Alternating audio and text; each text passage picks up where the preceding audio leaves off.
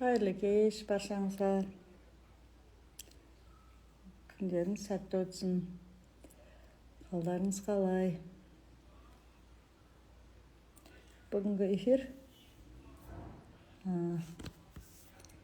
мен марафонда қандай да бір жаңалықтар болғанымен сіздермен бөліскім келді. Бір емес 3 марафон өткіздім. Ол жерде бірінші марафонда детокс программаны қалай ішу керек екенін, детокс программа деген не үшін қайырлы кеш, неге детокс программа болды, одан кейін таза дегенін өткіздім. Таза деген марафонда да біз денені қалай тазалаймыз. И қазір соңғы марафон ішкі ем деп айтылады. Ол жерде біз денені құрттан қалай тазалаймыз. Бірінші лимфаны тазалау, лимфаны запуск болды. Одан кейін лимфаны тазалау, одан кейін қазір ішкі құртты денені қалай тазалаймыз. Сол туралы марафон болды. Ал енді марафонда мен не үшін өткіздім? Осы салауатты салтын өмірін қалыптастыру үшін, және де сол салауатты өмір салтын қалыптастырып, өзімізді қалай денемізді қалыпқа келтіреміз, қалай өзімізді жақсы көреміз, қалай сауығамыз, сол туралы көбінесе айтып отырған болатынмын. Ал қазір мен тағы да бір дене сыры осознанность деген чат аштым. Бұл жерде біз не істейміз? Бұл жерде өзіміздің денемізді өзіміз танысып, әрбір мүше денеміздегі біз туралы көп информация айтып тұралады. Сол денені тану арқылы өзіміз қалыпқа келтіруге, іштегі блок, зажим, өкпе, реніш дейді, солардың бәрін денені босатып, өзімізді қалыпқа келтіріп сауықтыру туралы бұл чатта айтатын болам. Неге оны еще осознанность деп айттым? Мен бұл чатқа тек қана осознанный, өздерін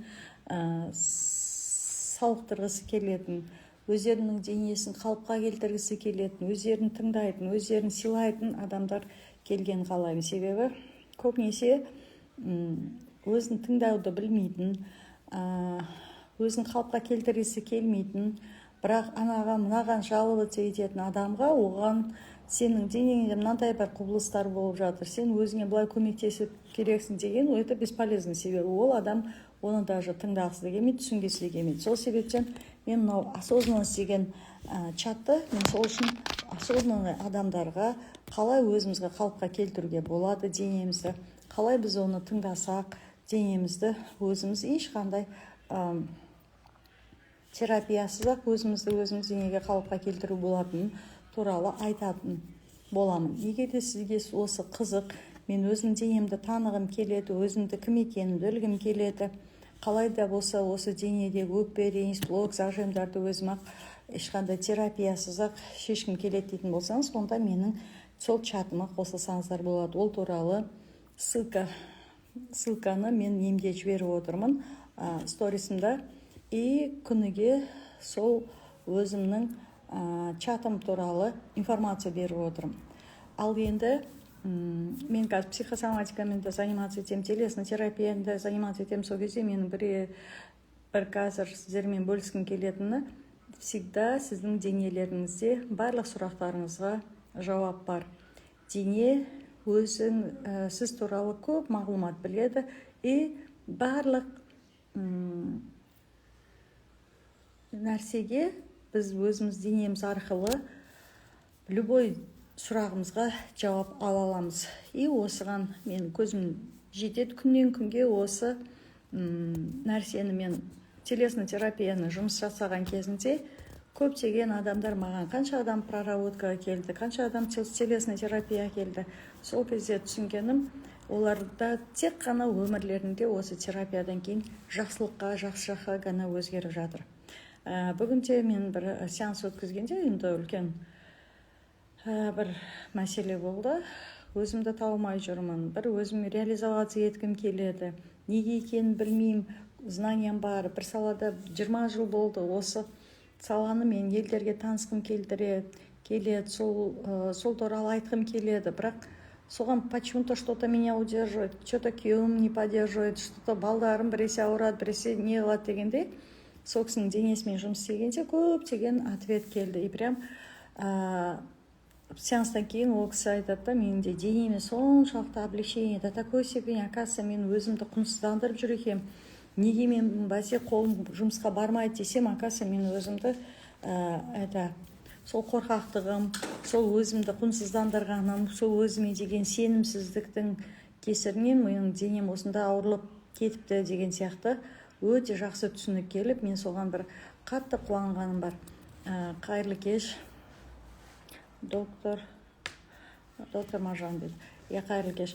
То есть бүгінгі мен сеанстан өзім бөліскім келгені, әр сеанста әртүрлі запроспен келеді. И бұл кісінің де темасы мен реализация. Я хочу быть реализована, я хочу быть полезной, я хочу делиться своим опытом, я хочу вести свой блог, я хочу вести свой курс по обучению дейді. Сөйтіп ол кісінің денесімен жұмыс істегенде, ол кісіге прям осы во время сеанса көптеген түсінік келді. И прям ол айтып жатыр да, мен осы екен ғой, менің денемді ұстап тұрған, осы екен ғой, осы екен ғой, маған блок болып тұрған, осы екен ғой, зажим болып тұрған деген сияқты өзіне өте үлкен түсінік келіп. И енді ол кәдімгідей сеанстан кейін воодушевленный, бүгіннен бастап мен жұмыс жасаймын деп өзіне бір план қойып, осындай реализацияға деген өзінің денесі арқылы түсінік келіп, и соған план даже түзе алатындай болып келді. Оған дейін ешқандай қолым бармайды, ешнәрсе істегім келмейді, ауырлана беремін, күйеуіме де сенбеймін, бала шағамды жалғыз өзім асырауым керек сияқты деген сияқты көптеген программаны ойына алып алған. Соның кесірінен өзі ауырлап, жұмысына барысы келмейді, көп нәрсені білсе де бөлісе алмайды, қорқыныш көп, үрей көп, денеде блок көп, зажим көп, реніш көп, обида көп.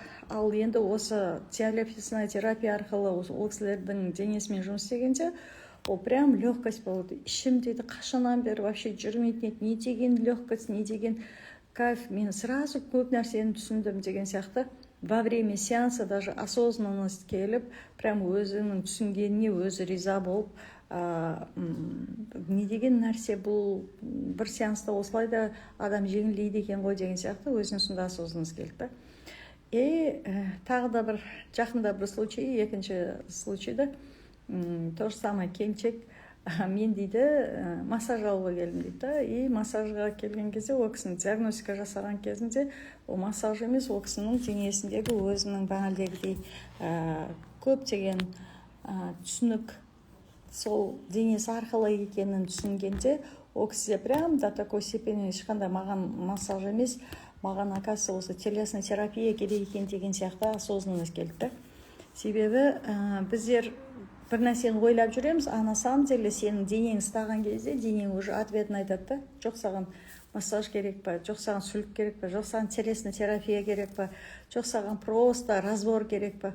Сол денесін ұстаған кезінде ол кісіге прям сондай түсінік келеді. То есть мен бүгін сіздерге екі случайды айтып отырмын.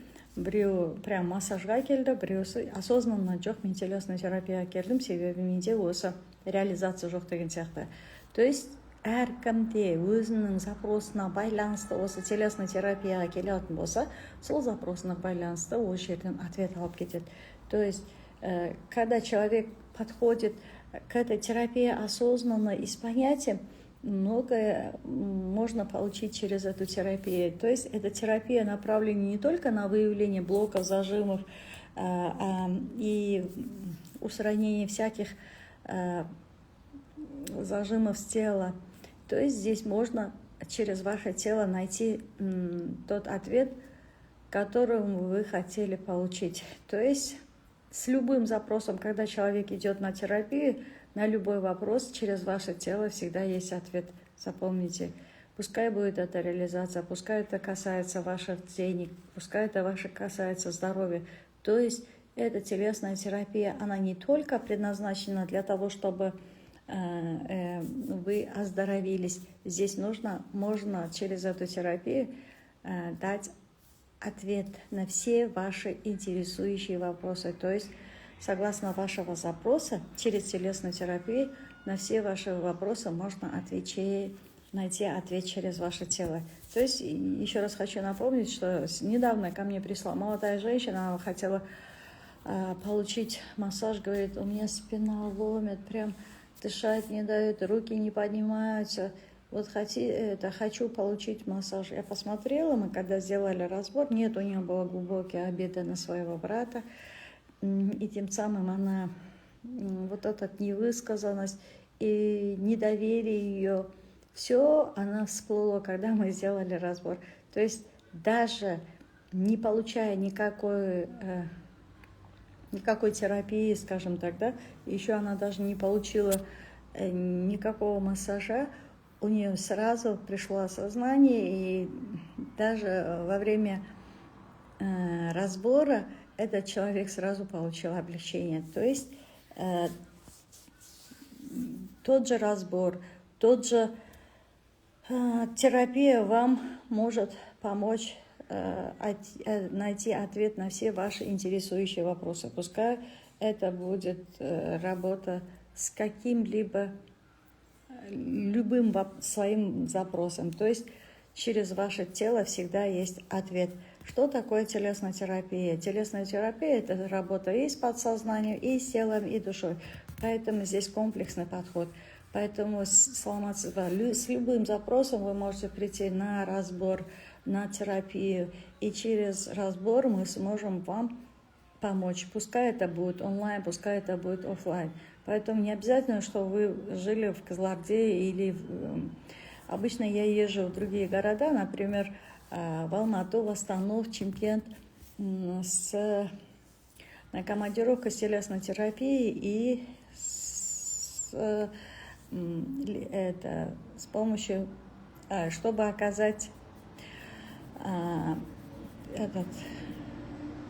свои услуги. То есть я обычно езжу по таким городам, как Алмата, Астана, Чимкент. В июле я планирую приехать в Алмату. Если здесь кто-то смотрит меня с Алматы, можете написать, записаться на прием, на консультацию. То есть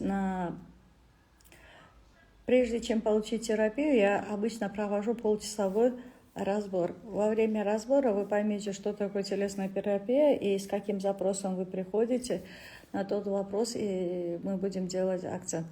Саламатсыз, ревматоидный артрит және аутоиммун тироидный психосоматикасын айтасыз ба дейді. Иә, саламатсыз ба. Обычно ревматоидный артрит ол сустақтардың ауруы да. Сустақтың ауруы деген сөз не? Психосоматикасын айтасыз ба деген тироидный, это аутоиммунный тироидит. То есть заболевание щитовидной железы – это, как правило, невысказанность. Мен көбінесе өзім эмоциямды подавлять еткем, өзімді өшіріп отырғам, сөйлемей қойшы деп өзім жұтып отырғам. Сол себептен это невысказанность. Тем более ол аутоиммунный процесс болатын болса, мен өзімді іштей жегідей жеп жүрмін. То есть өзімді өзім қабылдай алмай жатырмын, өзімді жеп көремін, өзімді подавлять ете беремін. Қайырлы кеш, Арда ханым.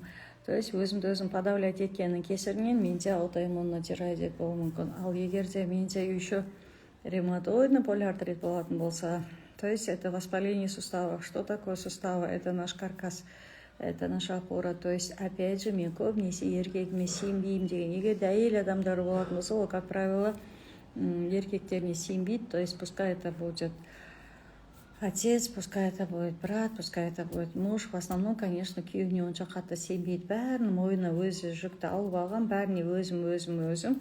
И сол себептен ол қатты сопротивление да жүр. И өзін жеп көреді, онша жақсы көрмейді. Өзінің өмірінде өзі жоқ деген. Вот тироидный аутоиммунный процесс – это что? Біздің иммунды жүйеміз өзімізге қарсы шығып жатыр деген сөз. Өзі иммунный клеткамыз өзімізге қарсы шығып жатыр деген сөз. Мен өзімді жақсы көрмеймін, өзімді қабылдамаймын. Сол себептен мен осындаймын деген сөз ғой. То есть, егер де мен сіздің сұрағыңызға жауап бере обычно мен адамның түрін көретін болсам, ол кезде көбірек информация келеді. Сол себептен, егер де сіз прямой эфирға шыға алсаңыз, пожалуйста, можете задать вопрос, я смогу ответить на ваш вопрос более конкретно после того, когда я вижу ваше лицо. То есть обычно мен адамның түрін көрген кезде более көбірек информация айта аламын. Поэтому телесная терапия болсын, психосоматика болсын, обычно адамның түрін көрген кезінде көптеген информация келеді. Егер де сізге разбор керек болатын болса, пожалуйста, прямой эфирға шықсаңыз, мен сізге разбор жасап беретін едім. Ал егер де мен көпшіліктің көзінше шыққым келмейді, хочу тет-на-тет разбор дейтін болсаңыз, пожалуйста, онда 37-887-44-27 сол телесный терапияны да разборды да сол телефон арқылы алуға болады. Саламатсыз, мастопатия, киста омырауда психосоматикасын айтасыз ба деді. Иә, Меркүл ханым айтайын. Бұл жерде массопатия, опять же, өкпе реніш. Жүрегіңізбен қалдайсыз, көп сөзді, жан дүниеңіз өте нәзік. Киста массопатия болатын болса, ол массопатия, опять же, у вас был какой-то стресс, сильный стресс. Сильный стресс, соны біз жүрекпен қабылдап тұрмыз. И плюс еще күйеуіңізге өте қатты недовольнысыз. Киста массопатия, омырауда вот это сол күйзеліс. Мен жүрекпен қабылдап тұр, мен өкпелімін деген сөз. Мен ұйықтай алмай қалам дейді.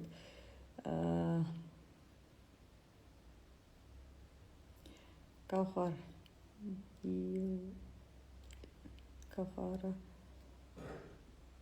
Әділбек.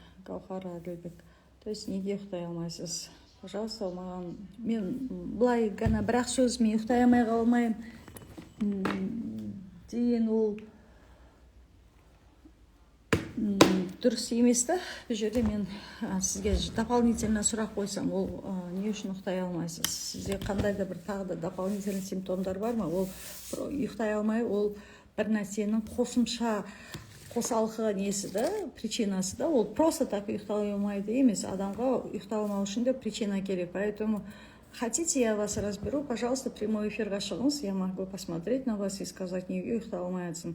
То есть, опять же, бұл жерге қосалқы сұрақтар керек. Мен тоқтамай қалады, спираль алдырсам деп тұрмын, дейді. Саламатсыз ба? Это оны обязательно, конечно, гинекологический обследование жасауыңыз керек, неге возможно гормональный дисбаланс болуы да мүмкін. Спиральді жақпауы мүмкін. Но главная причина психосоматикасын білгіңіз келе жатса, ол өзерде, как правило, недовольство вашим мужем. То есть өзіңіздің жолдасыңызға деген ренжудің көбісі, жолдасыңызбен келіспейсіз, сол кісіге онша сенбейсіз деген сияқты ғой. Егер де прямой эфирға шыға алсаңыз, пожалуйста, я смогу вас разобрать. Но на самом деле бұл жерде өте үлкен глубокая работа керек. Ол просто так опять мен адамның түрін көрсем, мен көптеген информация келеді. Мен соны көптеген информация арқылы сіздің бетіңізді көргеннен кейін көп нәрсені айта аламын. Ал енді былай общий айтатын болса, конечно, то, что груди касается, это өкпе ренішттен болады. Мен көп нәрсені жүрегімен қабылдап отырмын, өкпелеп тұрмын, ренжіп тұрмын, айта алмай тұрмын. И при этом депрессияда, стресста болған адамдардың омырауында киста болуы да, массопатия болуы да соның кесірінен болады. Ондай да бар дейді. Вот именно күйеуіңізге көбінесе ренжитін болсаңыз, это, как правило, по женской части у вас. Поэтому киста, миома матки, гормональный дисбаланс во время, то есть менструация ерте тоқтап қалуы, болмай қалуы, или болезненная менструация, или обильная менструация, или наоборот его нету дегеннің бәрі көбінесе психосоматикасы, ол, как правило, өзіңіздің екінші жартыңызға онша сенбеулігіңізден, соның үшін екеулеріңізге Ақтөбеге келе аласыздар ма дейді. Ақтөбеге егерде 10 адам жиналатын болса, келуге болады. Саламатсыз ба, қайырлы кеш. Рая ханым. Хорошо, давайте посмотрим.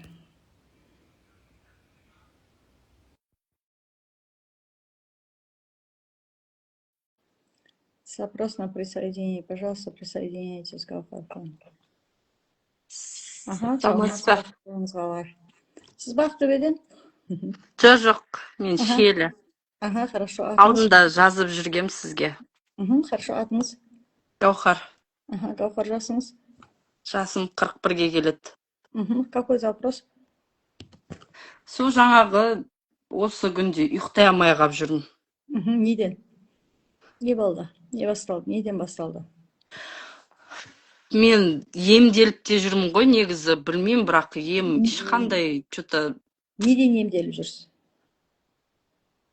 бәрі ішкі құрылыс, асқазан, өт, бауыр, алдында давление көтеріліп кетіп қайта сөйтіп не қантығым. Енді осы күнде бәрі нормально сияқты вроде, но ішім бір түрлі болады да тұрады ше. Жасым қанша дедіңіз? 41-ге келеді. Неше балаңыз бар? Бар, Алланың берген. Еще. Көп балалы анам. Еще. 7. Аха, хорошо. Ең кішкентайыңыз? 2-де. Сізді в данный момент что тревожит?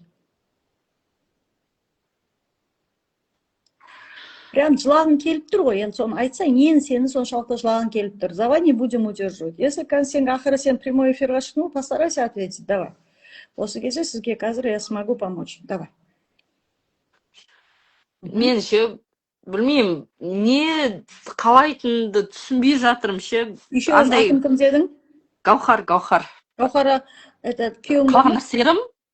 Күйеуің бар ма? Иә, бар. Хорошо, сен кімге ренжіп бастадың? Давай с этого начнем. Сен прям іштей тынып жүрсің да, не бір айта алмаған, прям айта алмай қалдым, өкпеледім деп ішіңмен тынып жүрсің ғой. Соның ішінде, если честно, өзің бауырларың да бар. Что за өкпе, что за реніш? Давай. Қиын ғой. Қиын деген нәрсе болмайды. Сен не үшін шықтың прямой эфирға? Ты же хочешь, чтобы я тебя разобрала? Давай я тебе смогу помочь. Егер де сен менің сұрағыма нақты жауап берсең, мен нақты көмектесе аламын. А егер де сен просто так мен бетіме қарап шығуға болатын болса, извини меня, онда зачем? Айтпаса деген болмайды, айту керек. Чтобы ұйықтау үшін, хотя бы, давай я сегодня попробую помочь, давай. Давай, Гаухара. Что тебя беспокоит? Нені іштен тынып жүрсің? Нені соншалықты не можешь переварить? Что за информация? Көп қой, көп. Айта Давай берсем. начнем с малого. Бірінші неден басталды бұл іштей тыну деген? Бірінші, өзім ерекше қызым бар. Хорошо, қанша жас? 13-ке келеді. Хорошо. Именно қандай диагноз? Эпилепсия, ДЦП. Екеуі де. Ол ең үлкені нешіншісі? 3-ші.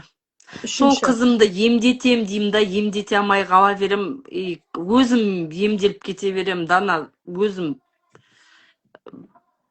денсаулығым. Соған сен өзіңді кінәлі санайсың ба? Чувство вины бар ғой, көп қой.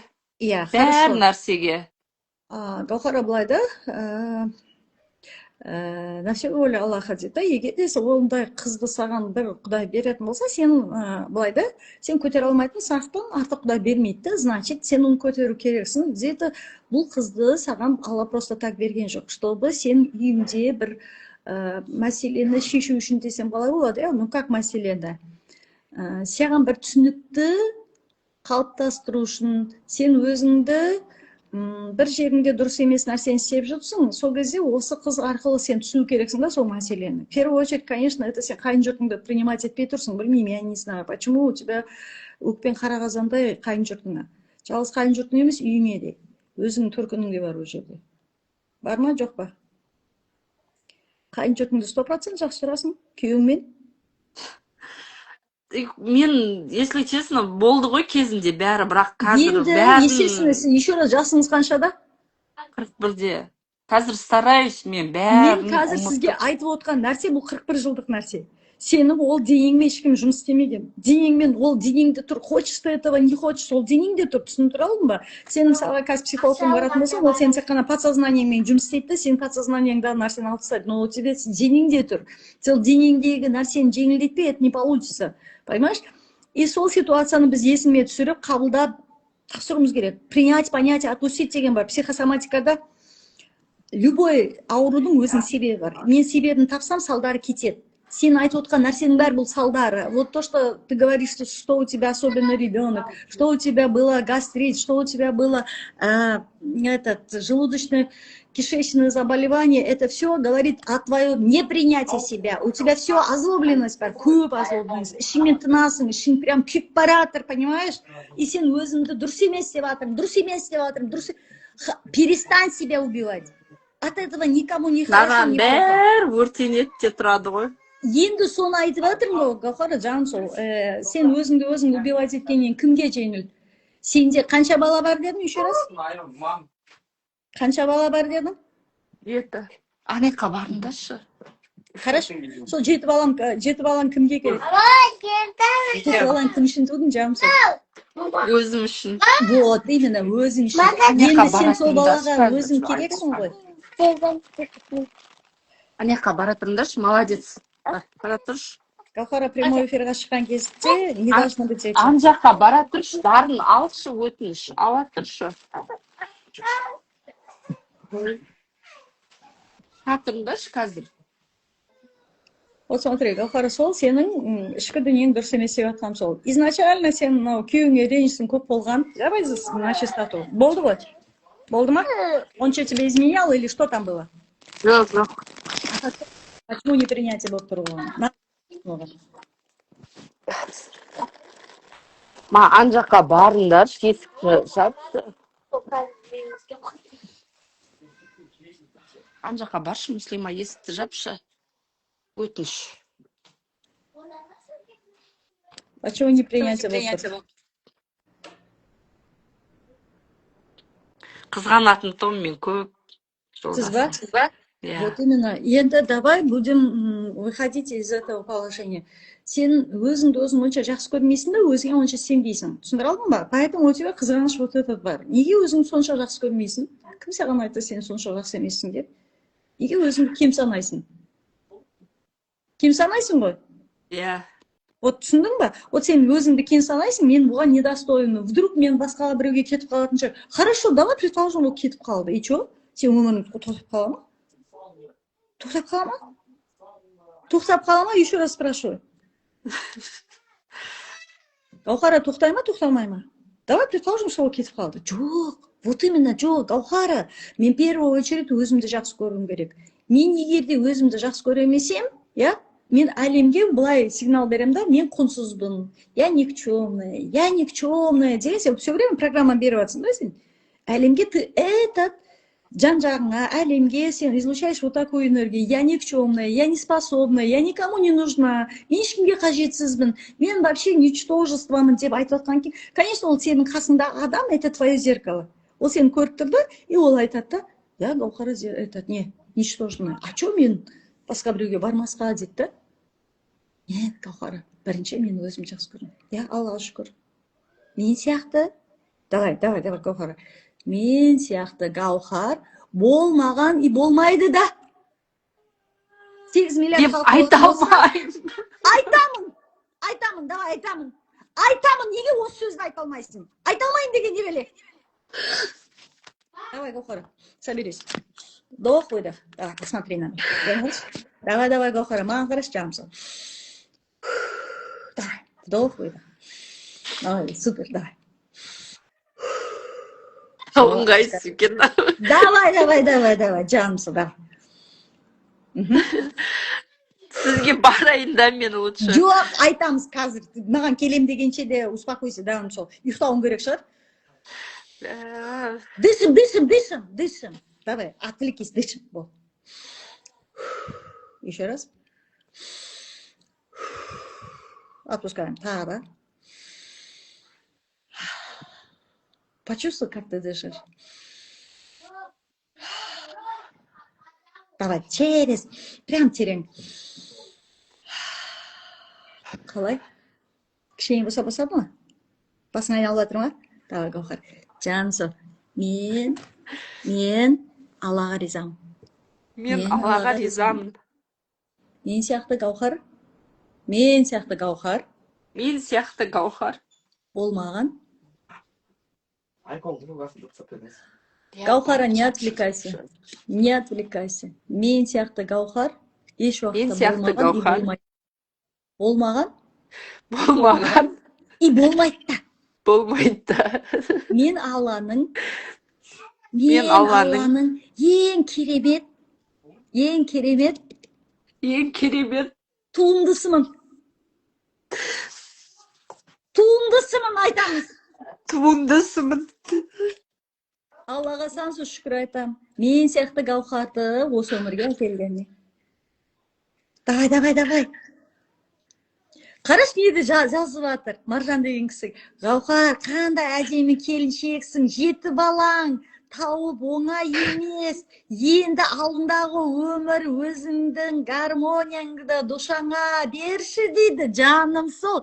Мына жердегі саған сонша адам дұға істеп отыр. Давай, Гаухар. Мен Аллаға ризамын. Мен Аллаға ризамын. Мені осындай бір өзімді бірегейдей қылып жаратқан. Мен осындай бір өзімді бірегейдей қылып жаратқан. Осы ғаламшарда мен сияқты Гаухар жоқ. Бүкіл ғаламшарда мен сияқты Гаухар жоқ. Давай. Осы ғаламшарда мен сияқты Гаухар жоқ.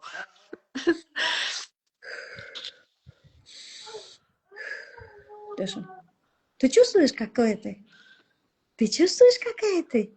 Гаухар, смотри, осы жерде қазір 24 адам сені көріпті, и олар саған дұға етіп жатыр. Жаным сол, саған Гаухар, сен не деген әдемі келіншексің дейді. Сен не деген бақытты адамсың.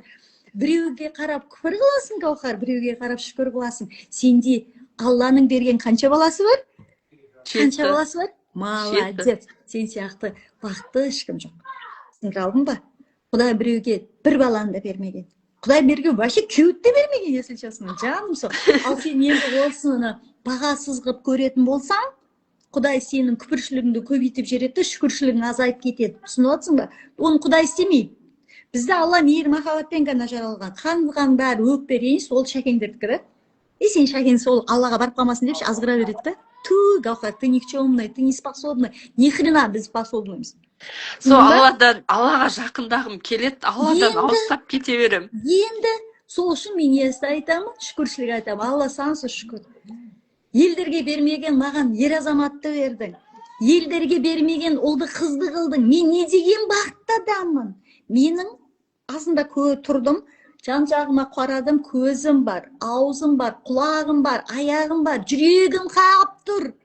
Осы күніме шүкір, Гаухар, осы күніме шүкір. Қанша адам бүгін көзін ашты, тұра алмады. Қанша адам Алла жаққа кетіп қалды. А мен бақыттымын. Мен бақыттымын, Гаухар. Мен осы сәтіме бақыттымын. Мен өзімді бүгін тұра алдым, жан-жағымды көре алдым. 12 мүшем түгел. Денің сау сенің. Далғыслама, денің сау. Түсіндің ба? Ауру десем ауру келеді. Сен шақырма ауруды, жоқ ауруды шақырма. Сол шақырып ала берем да сол. Вот. Гаухар, саған мерде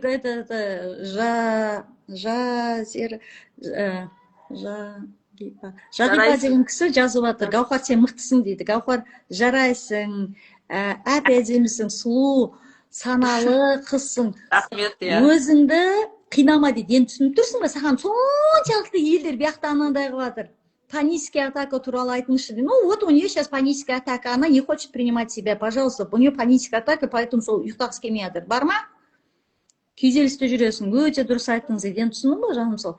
Қараш, мен шүкіршілікті ұмытып кетемін да.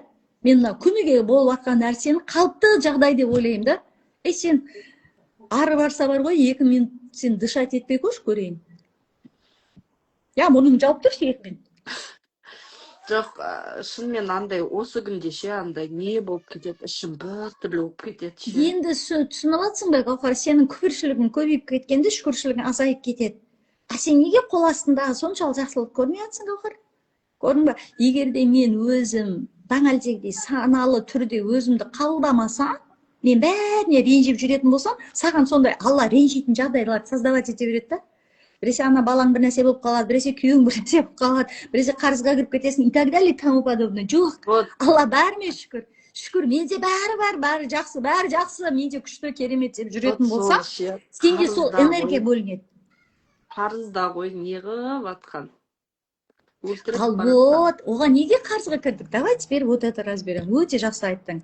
Мынау сіздің Маржан деген кісі айтып жатыр, Алланың 99 есімін айтып жүрші, салауат айтшы, дәрет алып, жария алып жатарда ұйқыдан алдын. Осылардың бәрін мен алдын не қылдым ғой, келдім ғой, осыларға да не қылып келем да былай кетіп қалам, келем да кетіп қалам. Енді сол кетіп қалам деген сөзді айтпаймыз. В первую очередь, конечно, кетіп қаласың. Мен өзіме өзім неуверенный кезімде, мен өзімді өзім жек көріп жатқан кезінде, солай мені алып кете береді. Түсіндің ба? Ал енді мен өзіме өзім довольный болып жүру үшін, бірінші мен өзім жақсы көргім керек. Гаухар, бірінші сен бәрінің өмірінде барсың да, өзің өмірінде жоқсың. Сен өзіңе өзің қарыз болған кезінде осындай нәрсе болады. Бірінші очередь ментально мен өз қарызымды өзім өтеймін. Өзіме касаться ететін нәрсенің бәрін өзім өтеймін. Түсініп отырсың ба? Поэтому бәрін қоямыз, өз хақыңды өзіңе беріп бастаймыз. Хорошо. Последний раз, когда ты себе позволила отдых? Қашан сен демалдың? Демалғанда, осы қазір мен Шымкентке барып ем алам, соны бір демалған сияқты болам. Ол демалыс емес, ол ем. Давай, вот я тебя конкретно задала. Когда ты последний раз отдыхала? Қалай отдыхала деген, Я не знаю, курортқа, санаторийға барып, массаж алып, ондай, ой, жоқ. Енді түсіндің ба, Гаухар, сенің де денең, сен қанша туған әйелсің, сен денеңде должен же отдыхать. Сен өзіңнің хақыңды өзіңе бермесең, сен осылай қарызға кете бересің. Түсіндіре алдың ба? Қараш, мына бәрінің өмірінде барсың да, өзің өмірінде жоқсың деп жатқан сол. Даже сен қазір мына эфирға шыққаныңа бір 10 минут болған жоқ, анау келеді, мынау келеді. 10-15 минут өзіңе қиялмайсың деген не біле? Түсіндіре алдың, Гаухар? Поэтому бірінші мен, Гаухар, Құдайдың алдында да даже салауат айтқың келе ма, даже истиғфар айтқың келе ма, намаз оқисың ба, бірінші Құдайдан кімді сұрайсың? Кімге сұрайсың бірінші Құдайда тұрғанда, Құдайдың алдында тұрғанда? Неге балаға сұрайсың? Сен қаяқтасың вообще? Қаяқтасың сен? Вот өз өміріңде өзің жоқсың. Түсіндіре алдың ба, Гаухар? Адам деген бірінші өзінде сұрайды. Сен ғой тұрған Құдайдың алдында. Сен ғой тұрған Құдайдың алдында, неге сен басқаға сұрайсың? Я, бала-шағаң бар, сен мамасың, я понимаю, бірақ сен біріншісің. Бірінші сен өзің хақыңды өзіңе бергенде, одан кейін бар, осы баланы кім арқылы тудың сен? Осы балдар кім арқылы тудың? Ой. Өзіне өз күлі айнап тудың ба? Күйеуің, я? Значит, бірінші өзіме сұрайын. Одан кейін күйеуіме сұрайын. Одан кейін күйеуімнен туылған балдарға сұрайын. Бірінші балдарға сұрамайды, бірінші соседке сұрамайды, бірінші өзіне сұрайды. Құдайдың алдында сен тұрсың ғой, мен емес қой.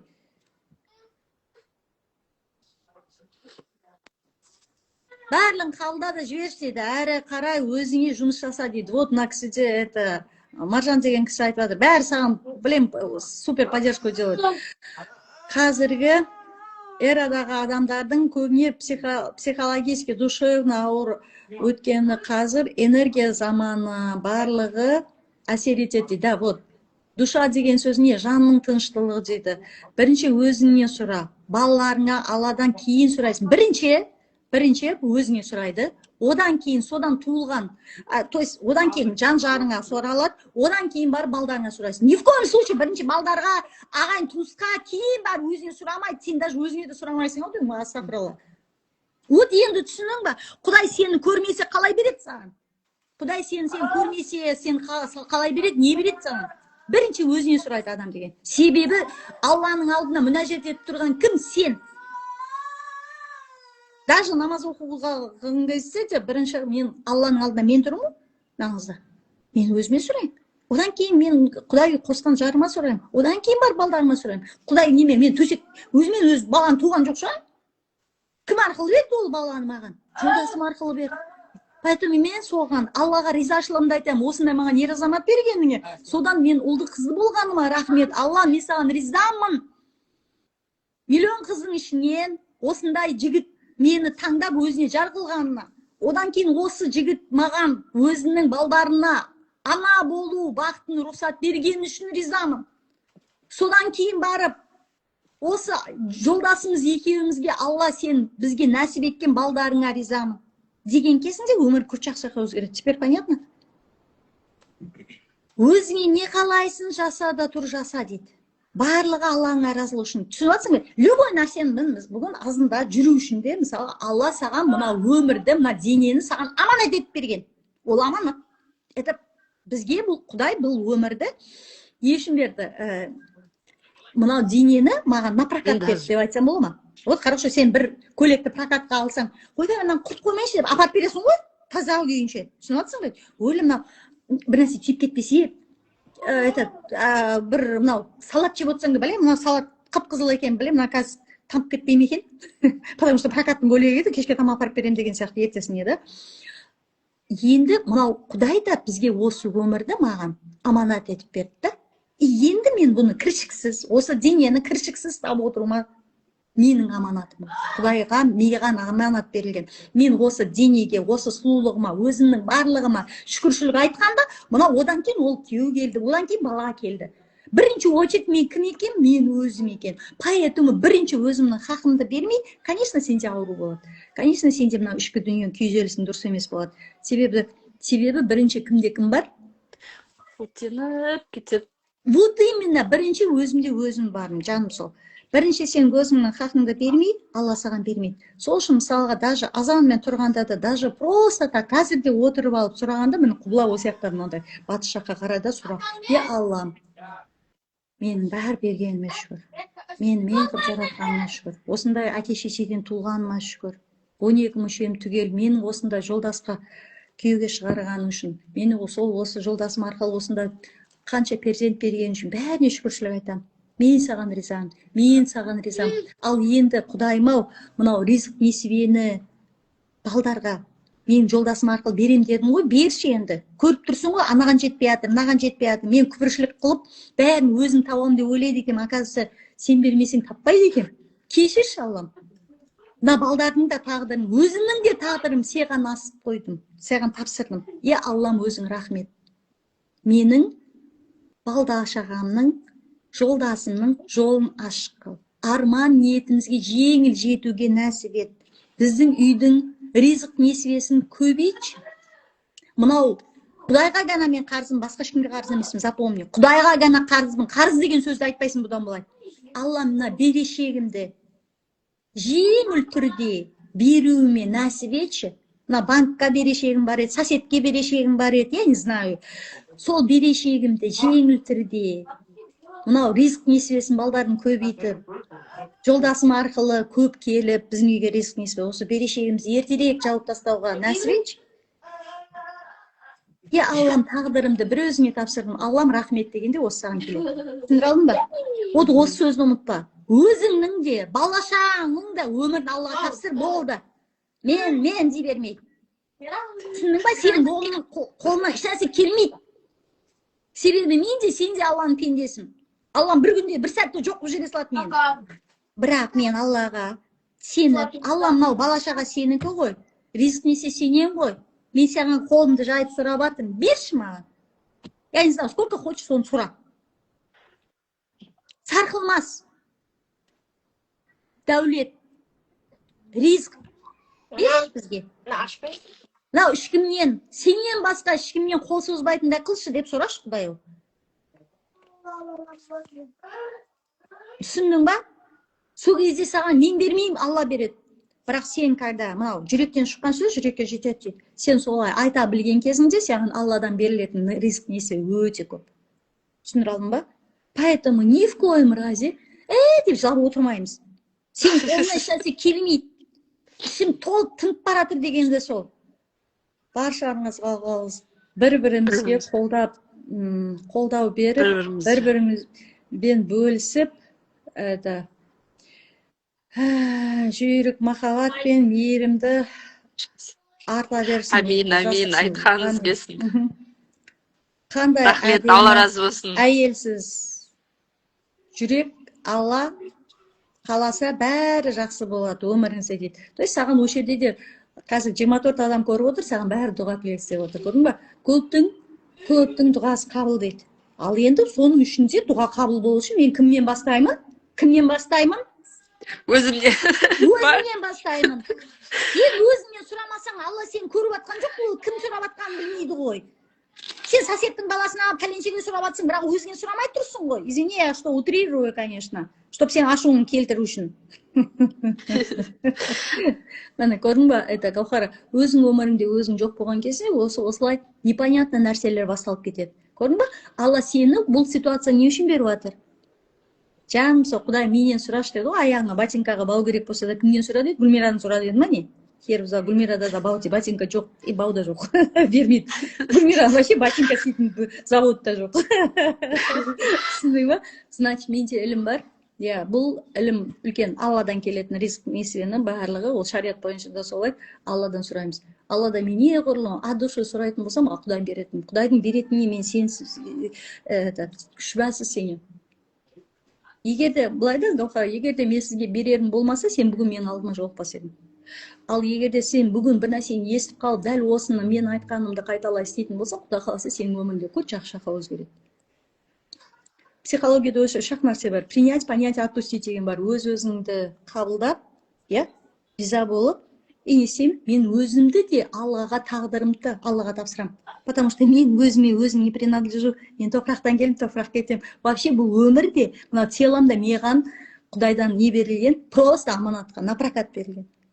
Түсіндің ба? Значит, мен кіммін? Алланың әшейін. Басым дейді, Алланың добы дейді. Енді сендің ме? Ассалам алейкум. Өте дұрыс айттыңыз дейді. Алыс дейді.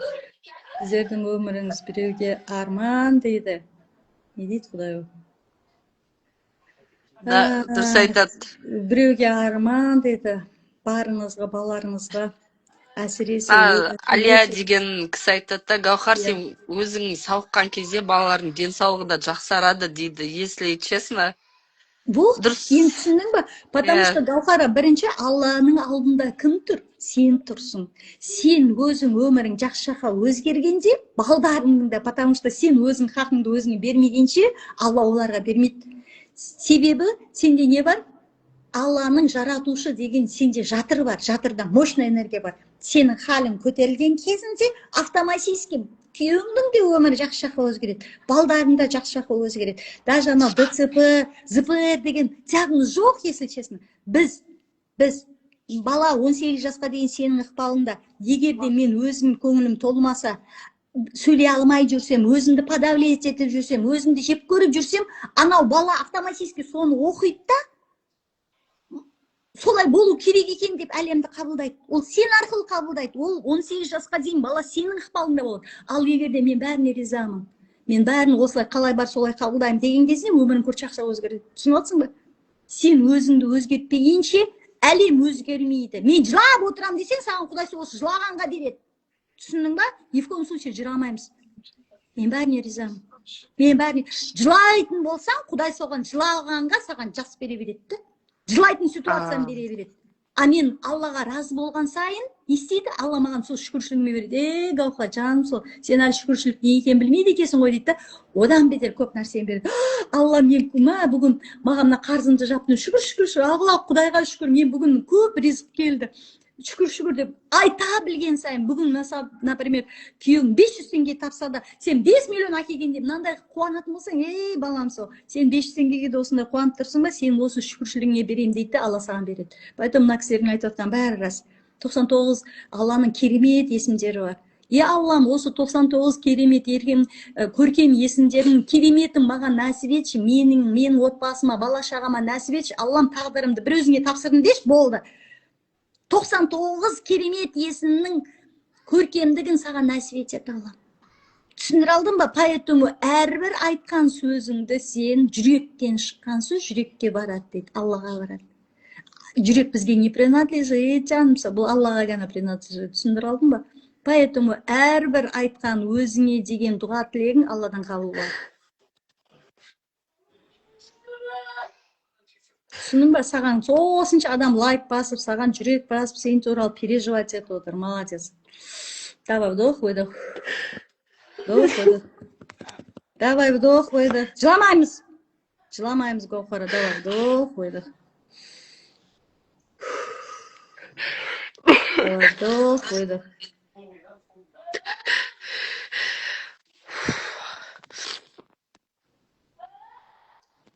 Иә, Синельниктің кітабы да өте жақсы көмектеседі. Көп нәрсеге басқаша қарайтын боласыз дейді. Иә, ол да психосоматикамен заниматься ететін Синельников деген кісі бар. Это, ну, его мен можно сказать... ештеңе оқып ашып қарай алмай да қалдым ғой. Ну, естественно, сенде қазір халің төмен да. Халің төмен келсе сөйте алады. Бірінші кішкене халімізді көтеріп алайық. Күніге, Гаухара, саған бірінші задание. Күніге жүресің. Таң атпай, күн шықпай жатып жүресің. То есть таң атпай деген сөз сол. Күн шығып кету уже таң атып кетті деген сөз. Түсініп отырсың ба? Значит, күн шықпай жатып мен жүремін. Бағанағы кісінің айтып жатқан сөзіне де солидарны. Салауат айтамыз, истихфар айтамыз, Аллаға разылшылық айтамыз. Я Аллам, бүгін тұрдым.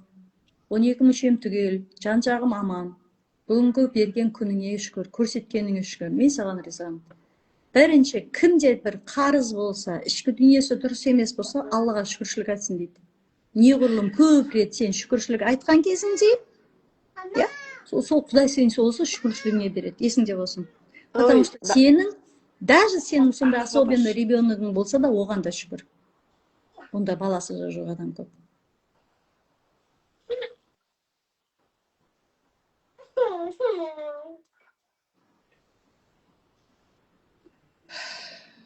Иә, бұл кісінде ішінде көп блок зажим болып тұр. Иә, бұл кісіге жылап шығару керек болып тұр. Если честно, менде сағат 20:00-да тағы да прямой эфирім бар еді. Мне придется эфир закончить. Гаухара, сіз маған келесіз.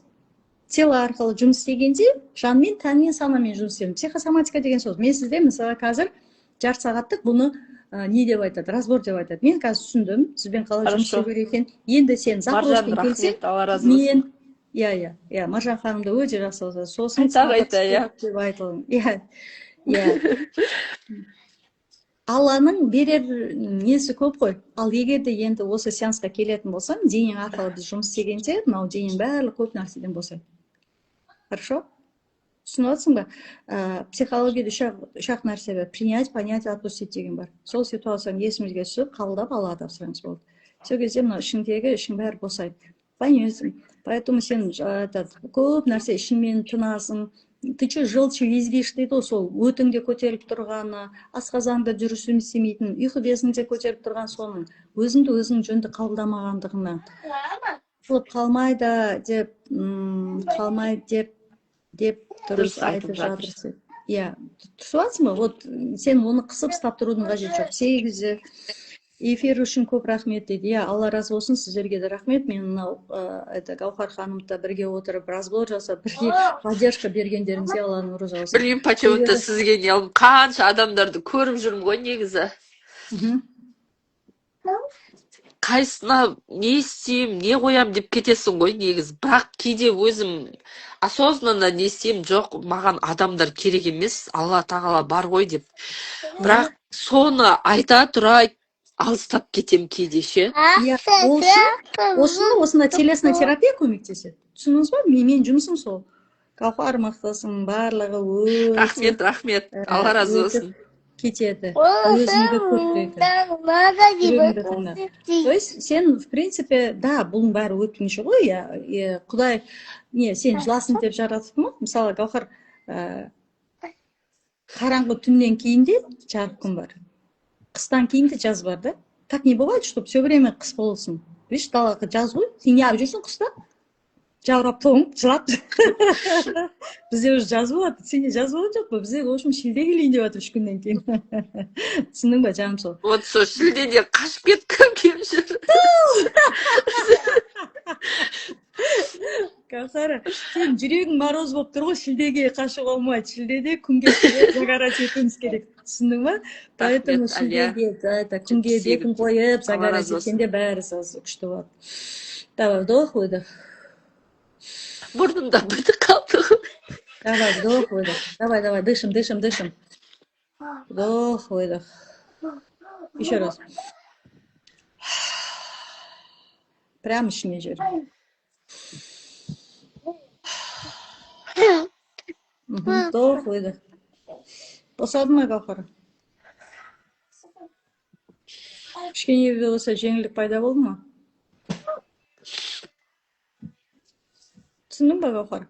Поэтому қанша адамның ішінде, егер де сіз осыған шыға алып, батылдығыңды қолыңа алып шыға алдың ба, значит, бүгінгі эфир сен үшін еді. Түсініп жатсың ба? Значит, Алланың бұл саған берген нығметі.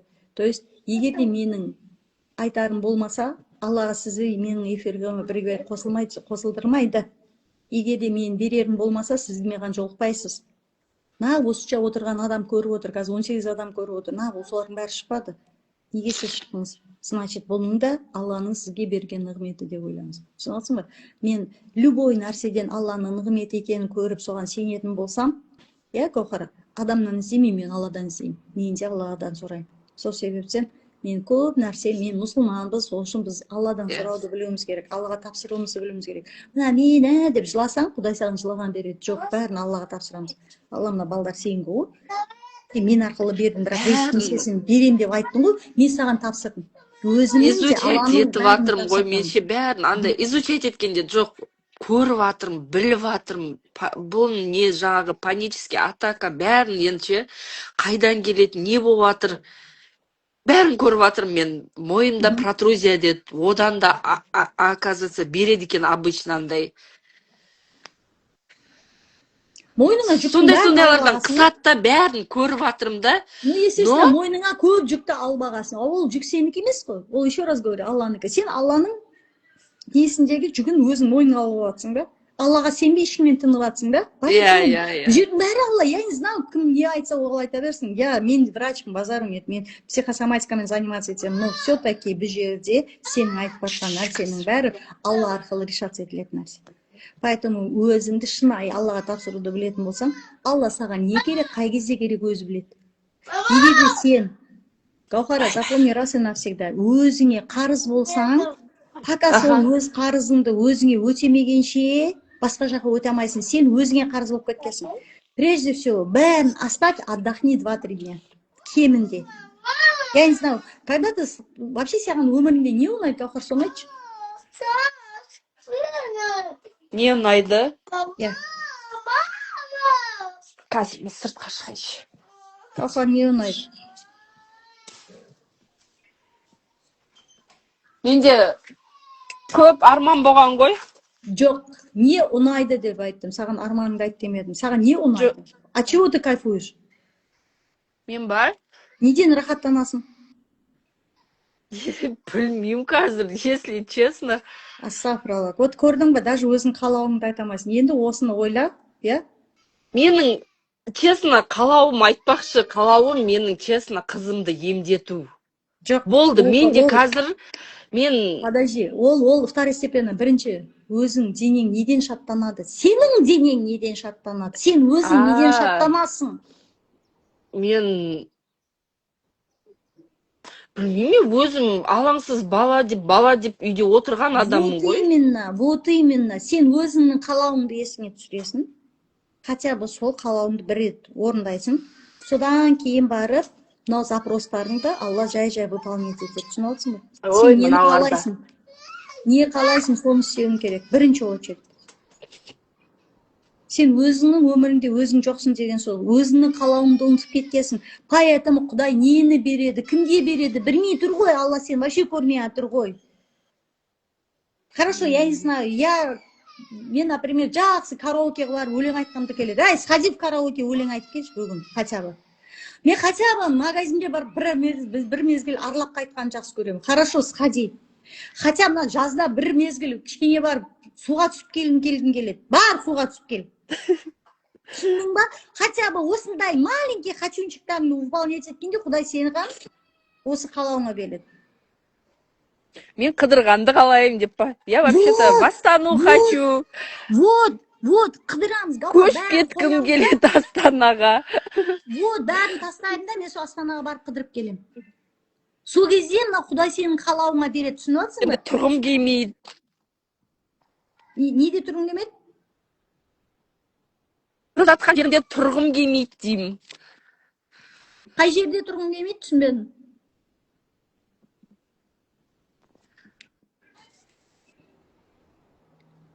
тұрып жатқан үйімде тұрғым келмейді деймін. Значит, үйді де ауыстыруды ойла. Потому что сенің энергетика не хочет ол үйді. Это правильно, потому что сен оны сезіп тұрсың. Видимо, үйдің аурасы ауыр болуы мүмкін. Түсіндір алдың ба? Поэтому үйді де, үйдің аурасы ауыр болуы мүмкін. Түсініп жатсың ба? Сен соны сезіп жатсың. Ал енді даже осы үйді ауыстыратын болсаң, да, ондай да бар, мұсылмандықта да бар. Мынау жер ауыстыру деген бар. Мен жер ауыстырсам жақсы болады. Съезжай. Пожалуйста, қазір мынау Северный Казахстанда, например, не бойынша, программа бойынша, сол жақта жер береді екен, машина береді екен, үй береді екен, ойбай, мал береді екен, жұмыс береді екен дегенде программа бар. Ну, съезжай, посмотри, көріп кел, болмаса қайтып келерсің. А на самом деле жер ауыстырудың да өзінің бір кереметі бар. Түсініп жатсың ба? Мынау үйде ауырлық қылады. Мен білмеймін. Астана деймін, білмеймін. Астанаға. Вот, пожалуйста, ауыстыр. Астанаға да ауыстыр. Эфир Білмеймін неге екен.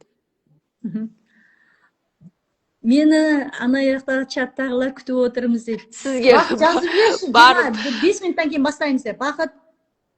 Бақыт дене сырына жазып жіберші, 5 минуттан кейін бастаймыз деп. Сізді күтіп отырмыз дейді, дене сырын жазып жіберші, 5 минуттан кейін бастаймыз. Құдай қаласа. Құдай қаласа, келесіз, жолығасыз. Мен сізге кішкене болса да проработка істеп берейін. Одан кейін сізге түсінік келеді. Сол түсінікпен жұмыс істейтін болсаңыз, өмірің күрт жаққа өзгереді. Бірақ осының өзінде кішкене болса да жеңілдедің ба? Хорошо, 5 минуттан кейін. Әуелі Құдай. Әуелі Алла. Әуелі Құдай. Енді түсіндің ба? Поэтому Гаухар, барлығы өмірің сенің қолыңда. Бірақ өзгерту Алланың қолында. Түсініп алсың ба? Мен Аллаға өзімді тапсыра білгенде, Алладан сұрай білгенде, менің де өмірім жаққа өзгереді. Әке шешем ренжиді ғой маған, сен неге сонша бұндай, сен слабый емес едің ғой дейді. Вот. Сен көтер алмасаң, бұл жүкті Алла бермейді саған. Сен көтер алғаннан кейін беріп отыр. Так что жылап отырмайын. Олар вообще шок қой қазір мені көріпше, Гаухар, сен бұндай емес едің ғой дейді ғой. 30 минут деші. Олар уже кәдімгідей переживать етіп кетті. Инстаграмда прямой эфирде отыр деп жазшы. Напиши, что в Инстаграме я сижу, через полчаса выйду. Денис, нажас. Хорошо? Через полчаса я выйду. Шынымен облегчение болды. Енді түсінің ба? Давай, сделай вдох, выдох. Вдох, выдох. Мен соткам өшеді қазір. 1% қапты. Жоқ, Гаухара, мен де заканчиваю эфир, потому что мен де қазір прямой эфирға басқа чатта шығуым керек, оларда мен күтіп отыр, қашан шығасыз деп. Поэтому мен разборға шыққаннан кейін мен сені тастап кете алмайын жарты жолда. Сол үшін мен 18-20 минут уже елдерді күткізіп қойдым. Алла шипасын берсін. Сауығып кет, жаным, сол келетін кезде маған жолығасың. Хорошо? Давай. Қайырлы кеш барлықтарыңызға, менімен болғандарыңызға рахмет. Бүгін осында разбор болды. Ал мен дене сыры осознанность деген чатымда қазір кешкі разбор болады. Ол жерде де мен прямой эфирға шығам деп уәде бергем.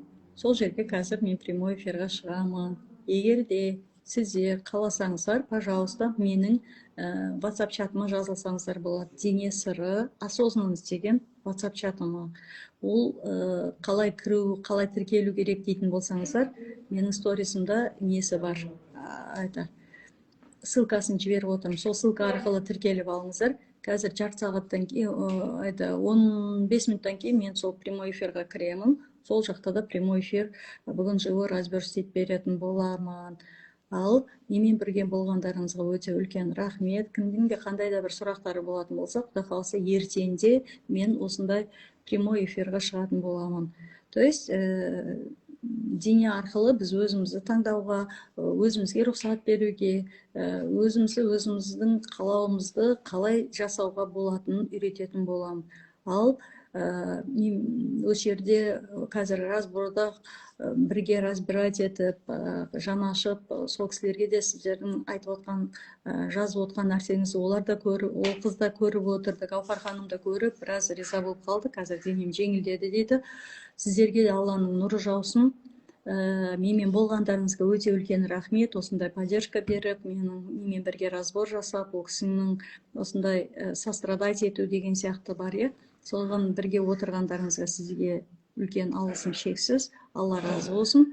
Мені жоғалтпау үшін менімен бірге болғыларыңыз келетін болса, пожалуйста, менің дене сыры осознанность екен чатыма тіркеліп алсаңыздар болады.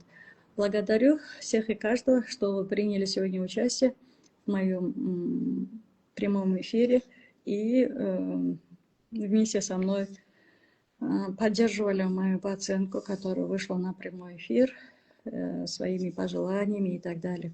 То есть, дай Аллах, чтобы те пожелания, которые вы пожелали, Гаухар ханым, чтобы у вас тоже в жизни осуществлялось сполна, да? Я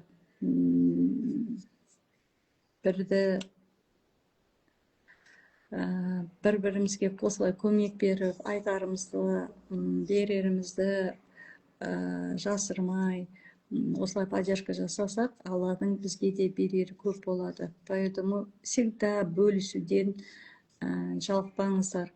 Сөз жәрдем деген бар, қол жәрдем деген бар, ақшалай жәрдем деген бар, оның бәрі садақаға жатады.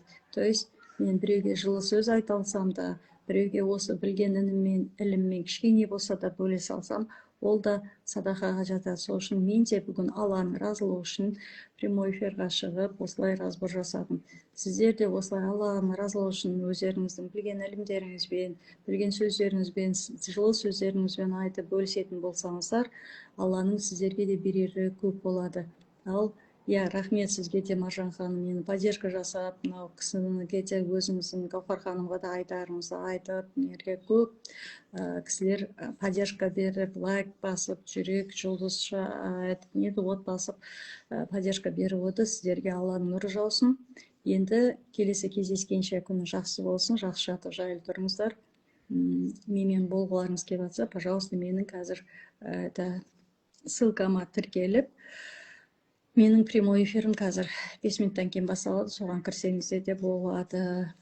Спасибо, что вы были со мной. Приятного вам вечера. Надеюсь, завтра тоже выйду в прямой эфир. Да будет с вами Аллах. Спасибо за поддержку. Алла разы болсын. Қош сау болыңыздар.